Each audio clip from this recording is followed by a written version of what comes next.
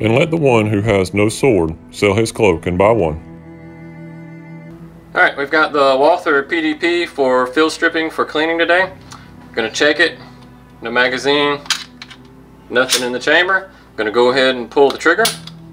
Now, this little disassembly bar right here, basically, what you're gonna do is you're gonna pull down. We have to grab both sides to pull down. As we pull down, I'm gonna put my finger in here, kind of like I'm gripping the gun, but I'm gonna pull back, and what I'm gonna do is I'm gonna barely, see how I'm barely pulling back?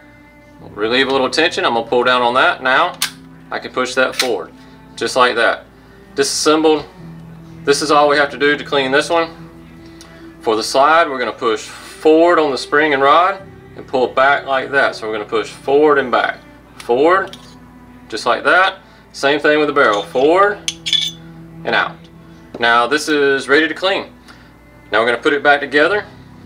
After you've done your cleaning, we just take the barrel and we just slide it down through the barrel hole.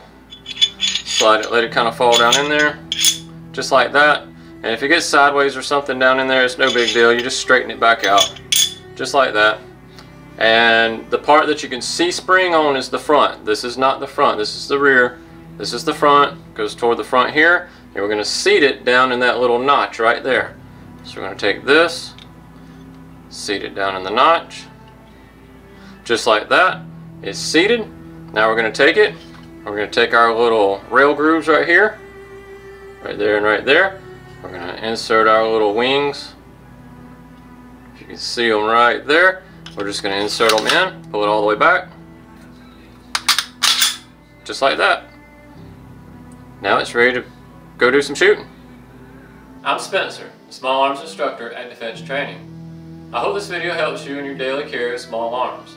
Always train for the worst, pray for the best. Stay safe, stay armed.